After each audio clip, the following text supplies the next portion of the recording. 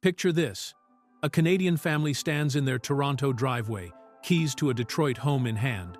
But instead of driving south, they turn around and go back inside.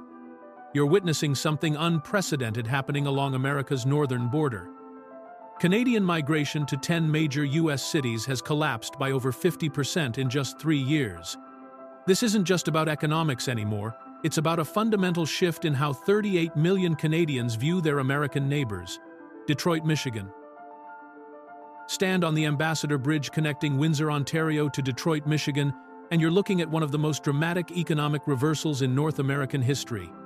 Just 4 years ago, Canadian shoppers flooded Detroit's stores every weekend, spending millions on everything from groceries to electronics. Today, that cross-border shopping traffic has plummeted by 67% since 2019, turning once bustling retail districts into ghost towns. The numbers tell a stark story. Canadian real estate purchases in Detroit dropped from over 2,000 transactions in 2020 to fewer than 400 in 2024. But here's what's really happening. It's not just about crime statistics. Though Detroit's murder rate of 39 per 100,000 residents certainly doesn't help, Canadian families are making decisions based on perception as much as reality. Take Sarah Chen, a Toronto marketing executive who was offered a senior position at a Detroit automotive company last year. The salary was 40% higher than her Canadian job. The cost of living was half of Toronto's. And the commute from Windsor would have been just 20 minutes. She turned it down without visiting. The brand damage is too deep, she explains. My friends thought I was crazy for even considering it. Detroit's massive revitalization efforts, including billions in downtown development and the successful comeback of major employers like General Motors, have failed to shift Canadian perceptions. Economic incentives that should make Detroit irresistible to Canadian businesses and families are being ignored entirely. Even Detroit's improving crime statistics, down 23% over the past 5 years, can't overcome decades of negative media coverage north of the border. While Detroit struggles with perception, another Great Lakes city faces even deeper Canadian rejection: Buffalo, New York. Buffalo should be Toronto's natural twin city. Just 90 minutes south on the Queen Elizabeth Way, it shares Lake Erie's shoreline, endures the same brutal winters, and once thrived on similar industrial roots. For decades, Buffalo was where Torontonians went for cheaper shopping, Bills games, and business meetings. Not anymore. Corporate travel between Toronto and Buffalo has collapsed by 45% since 2022. James Patterson, whose marketing firm used to hold quarterly strategy sessions in Buffalo hotels, moved those meetings to Vancouver instead. Flying 3 time zones west felt safer than driving 90 minutes south, he says. Think about that logic for a moment. The real estate numbers are devastating. Canadian home purchases in Erie County dropped from 850 transactions in 2019 to just 112 in 2024. But it's not economics driving this retreat. Buffalo's median home price of $135,000 should be irresistible to Canadians fleeing Toronto's million-dollar housing market. Healthcare concerns dominate Canadian decision-making. Buffalo's hospital system, while adequate, looks primitive compared to Canada's universal coverage. A Toronto family moving to Buffalo faces potential medical bankruptcies that simply don't exist north of the border. When Dr. Michael Rodriguez surveyed Canadian professionals about U.S. relocation, 68% cited healthcare costs as their primary concern. Even Buffalo's weather, once seen as familiar and manageable by Canadians, no longer provides enough draw to overcome other disadvantages. The psychological barriers have become insurmountable. From the Great Lakes to the desert, Canadians are avoiding even traditionally popular warm-weather destinations. Phoenix, Arizona. Phoenix once represented the Canadian snowbird dream: escape brutal winters for desert sunshine, golf courses, and affordable luxury living. Canadian retirees bought condos in Scottsdale, built communities in Ahwatukee, and made Phoenix their second home base. That era is ending with shocking speed. Canadian winter home purchases in Phoenix have crashed by 58% since 2020. The Maricopa County Assessor's Office reports Canadian property ownership dropping from over 12,000 units in 2019 to fewer than 5,000 today. These aren't just declining new purchases. Established Canadian residents are actively selling and leaving. What changed? Politics and healthcare costs top the list, but environmental concerns are the real game changer. Phoenix hit 115 degrees for 31 consecutive days last summer. Air quality alerts lasted 47 days between June and September. Canadian retirees who moved to Phoenix for health benefits now find themselves trapped indoors for months at a time. Margaret Thompson, a Calgary retiree who sold her Phoenix condo last year, explains the shift. "We came for the warm winters, but the summers became unbearable and the healthcare costs terrifying. My husband's prescription medications cost 3 times more than in Canada, even with insurance." Canadian real estate agents report their Phoenix clients are relocating to Portugal, Costa Rica, and Mexico instead. Countries offering better healthcare systems, lower costs, and more stable political climates. The American Southwest is losing an entire generation of Canadian investment and spending. Even cities with strong job markets and lower costs aren't immune to Canadian rejection. Cleveland, Ohio. Cleveland should be winning the Canadian talent war. The city offers world-class medical facilities, thriving engineering sectors, and housing costs 60% lower than Toronto. Cleveland's aggressive recruitment campaigns specifically target Canadian professionals with relocation packages, tax incentives, and streamlined visa processing. Yet Canadian acceptance rates for Cleveland job offers have dropped to historic lows. The Cleveland Clinic, one of America's premier medical institutions, reports a 73% rejection rate from Canadian physicians since 2022. Dr. Sarah Kim, a Toronto cardiologist, turned down a department head position that would have doubled her salary. "The professional opportunity was incredible," she admits, "but the social and political environment felt unstable." Engineering firms face similar challenges.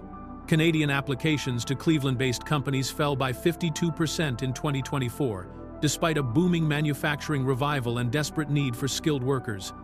Case Western Reserve University saw Canadian enrollment drop from 430 students in 2020 to just 167 this year. Cost of living advantages that should make Cleveland irresistible are being overshadowed by quality of life concerns. Canadian families worry about education systems, healthcare accessibility, and long-term political stability. A recent survey by the Canadian Engineering Council found that 81% of members would reject U.S. job offers regardless of salary increases. Cleveland's economic development officials are baffled. They're offering everything Canadian professionals should want, but can't overcome the psychological barriers that now define the relationship. The trend extends beyond Midwest cities to major metropolitan areas. Atlanta, Georgia. Atlanta's appearance on the Canadian rejection list shocks economic development experts. This is supposed to be the success story, a booming metropolitan area with Fortune 500 headquarters, world-class infrastructure, and explosive job growth. Yet Canadian business relocations that should naturally flow to Atlanta are instead choosing Charlotte, Nashville, and even Raleigh-Durham. The aviation data tells a remarkable story. Hartsfield-Jackson Atlanta International Airport, the world's busiest, has seen Canadian connecting passengers drop by 34% since 2021. Travel agents report Canadians specifically requesting routing through other hubs, even when Atlanta connections are faster and cheaper. You're looking at travelers actively avoiding one of America's most efficient airports. Atlanta's tech boom, which created over 60,000 new jobs in the past 3 years, has attracted minimal Canadian talent. Canadian applications to major Atlanta employers like Microsoft, Google, and Delta Airlines fell 41% in 2024. The Metro Atlanta Chamber of Commerce launched a targeted recruitment campaign in Toronto and Vancouver, resulting in just 18 Canadian relocations. Cultural concerns dominate Canadian discussions about Atlanta. Focus groups conducted by the Canadian Consulate revealed deep anxiety about political climate, social issues, and long-term stability. Canadian families worry about education systems, gun violence, and healthcare access. These concerns override Atlanta's economic advantages and career opportunities. The existing Canadian expatriate community in Atlanta has shrunk by 27% since 2022, with many families relocating to other countries entirely rather than returning to Canada. Even traditionally safe, family-friendly cities are losing Canadian interest. Jacksonville, Florida. Jacksonville represents everything Florida offered Canadian retirees: affordable oceanfront living, no state income tax, and year-round warmth without Miami's price tag.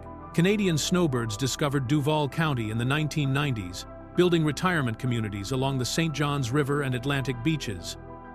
That steady northward migration has reversed with stunning speed. The Canadian retiree population in Duval County has dropped 34% since 2022, according to county records. Real estate agents report a complete shift in buyer demographics. Properties that once sold exclusively to Canadian retirees now go to domestic investors, and Florida residents relocating from expensive coastal markets. Healthcare ratings drive these decisions more than hurricane risks. Jacksonville's hospital systems rank 43rd nationally, while Canadian retirees can access world-class care in Toronto or Vancouver within hours. When Robert Chen's wife needed cardiac surgery last year, they flew from Jacksonville to Toronto rather than use local facilities. The quality difference was worth the flight, he explains. Insurance costs are crushing Canadian property owners. Hurricane coverage that cost $3,000 annually in 2020 now runs $12,000 or more. Florida's insurance crisis hit Canadian second home owners hardest because they can't qualify for homestead exemptions or state programs. Climate change concerns compound these financial pressures. Canadian retirees who bought Jacksonville properties as 20-year investments now worry about sea level rise, increasing storm intensity, and uninsurable flood risks. Many are cutting their losses and relocating to Portugal or Costa Rica instead. The rejection extends to cities that once symbolized American opportunity. Las Vegas, Nevada? Las Vegas built its modern economy on Canadian money. Beyond the obvious tourism dollars, Canadian businesses chose Vegas for conventions, Canadian investors bought rental properties, and Canadian entertainment workers filled casino floors and hotel suites. The city's transformation from gambling destination to business hub depended heavily on northern neighbors who saw Vegas as America's most accessible opportunity. That relationship is collapsing. Canadian business conventions relocated from Las Vegas dropped 47% in 2024, with major corporations moving events to Austin, Denver, and even international destinations. The Las Vegas Convention and Visitors Authority reports Canadian corporate bookings at 15-year lows. Real estate tells the deeper story. Canadian investment in Las Vegas properties has crashed 73% since 2021. Clark County records show Canadian buyers disappearing from both residential and commercial markets. Properties that once sold quickly to Canadian investors now sit vacant for months. Entertainment industry employment reveals another troubling trend. Canadian dealers, performers, and hospitality workers who built careers in Vegas are leaving for opportunities in other countries. The streamlined work visa process that made Vegas attractive to Canadian entertainment workers can't overcome concerns about long-term stability. Water scarcity drives Canadian investment decisions more than most realize. Lake Mead's historic low levels and ongoing drought conditions make Las Vegas feel unsustainable to Canadian investors accustomed to abundant freshwater resources. When you're investing retirement savings or business capital, betting against water doesn't make sense. Even energy boom towns that promised prosperity are being abandoned. Houston, Texas. Houston should own the Canadian energy talent market. The city houses more oil and gas headquarters than anywhere else in North America, offers salaries that dwarf Canadian equivalents, and provides career advancement opportunities that simply don't exist in Calgary or Edmonton. Yet Canadian petroleum engineers are rejecting Houston job offers at unprecedented rates, choosing to stay in Canada's struggling energy sector instead. The numbers defy economic logic. Canadian acceptance rates for Houston energy positions dropped 62% since 2022. ExxonMobil, Chevron, and ConocoPhillips report mass Canadian rejections, despite offering relocation packages worth over $100,000. These aren't entry-level positions. Senior engineers with decades of experience are walking away from career-defining opportunities. Energy company partnerships tell the same story. Canadian Houston joint ventures fell 41% in 2024, with Canadian firms redirecting investment to Norway, Australia, and the Middle East instead. Suncor Energy moved its international headquarters from Houston to London. Canadian Natural Resources shifted major operations to Singapore.